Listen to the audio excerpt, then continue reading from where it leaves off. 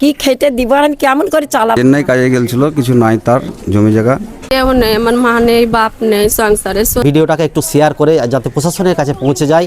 আবারও প্রাণ গেল এক পরিযায়ী শ্রমিকের, নাম পিন্টু শেখ, পিতা মজিবুর রহমান, নলহাটি থানা অন্তর্গত লোহাপুর গ্রামের বাসিন্দা।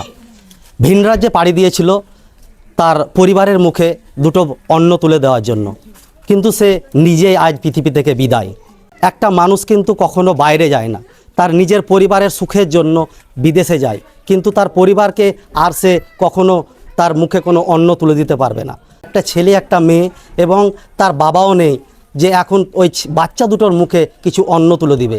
তাই দাবি রাখছে প্রতিবেশী যে এই পরিবারের জন্য সরকারি কোনো আর্থিক যদি সাহায্য হয় তাহলে এই পরিবারের কিন্তু অনেকটাই ভালো হয়। দিদি, কিভাবে আপনি এই ঘটনাটা জানতে পেরেছিলেন এবং কবে জেনেছেন? সোমবারে হয়েছিল, 10টার সময় মারা গেছে, আমরা রাত 2টার সময় খবর পেয়েছি। তা এখন যে পরিস্থিতি, আপনি মানে আপনার স্বামী ছাড়া কি আর উপার্জন করা বাড়িতে কেউ আছে? আমার কেউ নেই, আমার মা নেই, বাপ নেই, সংসারে শ্বশুর নেই, দুটো খালি বাচ্চা আছে, সাহায্য করার কেউ নেই। এখন তাহলে আপনার এই দিনটা চলবে কি করে? এই যে এত বড় একটা অ্যাক্সিডেন্ট, কেউ তো ধারণাও করতে পারেনি যে এরকম হবে। তো আপনি কি চাইছেন? আমি একটু সাহায্য চাইছেন আপনাদের কাছে, সরকারের কাছে সাহায্য চাইছি। আপনি কে হচ্ছেন? আমি ওনার দিদি, বড় দিদি।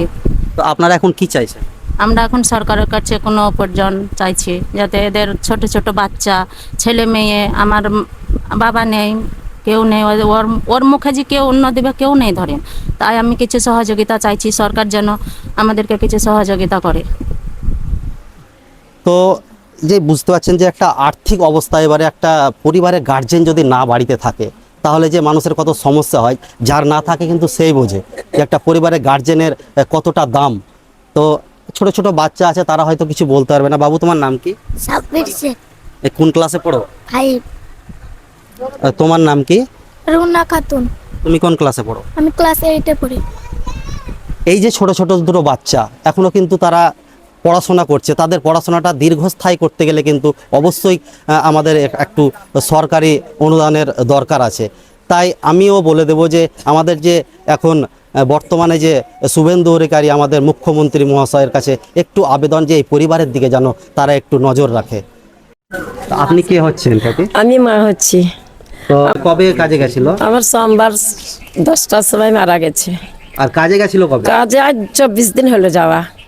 তারপরে কি করে জানতে পারলেন? কেমন 10:30টায় খবর পেলাম, ভোর 3টায় খবর এলো আমার কাছে যে আমার ছেলেটা পড়ি মারা গেছে 3 তলার উপর থেকে। আমি কেমন করে ছেলে ফেলেকে মানুষ করবো, আমি কেমন করে খাওয়াবো, আর আমি কি খেতে দিব, আর আমি কেমন করে চালাবো সংসার? আমার নাবালক দেখে নি। এখন কি চাইছেন? আমি কিছু অভিযোগ চাইছি সরকারের কাছে, আর্থিক সহযোগিতা চাইছেন? চাইছি, সাহায্য চাইছি। আপনার নাম? আমার নাম জায়দা বিবি। ছেলের মা? ছেলের মা আমি। আজকে 22-23 দিন হলো কাজে গেছিল, কাজে গিয়ে ওখানে ছাদ থেকে পড়ে রাত্রে মারা যায় হসপিটালে। তার কেউ নেই, সে ব্যক্তির কিছু নাই, জমি জায়গা কিছুই নেই। প্লাস কোন জায়গায় কাজে গেছিল? চেন্নাই। চেন্নাই কাজে গেছিল, কিছু নাই তার জমি জায়গা। সে দুটো বাচ্চা আছে, তার স্ত্রী, আর উপার্জন করার কেউ নাই ওর, ও একাই ছিল। তাই আজকে মাননীয় শুভেন্দু অধিকারী যে আছেন আমাদের মুখ্যমন্ত্রী, তার কাছে কিছু আমরা সাহায্য চাইছি, পাড়া প্রতিবেশী লোক আমি, এটাই আমি আর কিছু। ছেলেটা কেমন ছিল আপনার? ছেলেটা খুব ভালো ছিল, তার উপার্জন করার তো বললাম কেউ নেই। একটা পরিবারের একজনই মাত্র উপার্জন করা, এখন যে ছোট ছোট দুটো বাচ্চা, তার স্ত্রী, তাকে দুটো যে অন্ন মুখে তুলে দিবে তার কিন্তু এখন কোনো পরিস্থিতি সে নেই। তার জন্য পাড়া প্রতিবেশী সবাই চাইছে যাতে করে সরকার এই বাড়িটার দিকে একটু নজর রাখে, আর একটু যদি আর্থিক সহযোগিতার ব্যবস্থা করে দেয় তাহলে কিন্তু খুব উপকৃত হয়। তো আপনারা সবাই একটু চেষ্টা করবেন ভিডিওটাকে একটু শেয়ার করে যাতে প্রশাসনের কাছে পৌঁছে যায়। এই পরিবারের পাশে দাঁড়ার একটাই উপায় যে আমাদের ভিডিওটা প্রশাসনের কাছে পৌঁছানো অবশ্যই দরকার।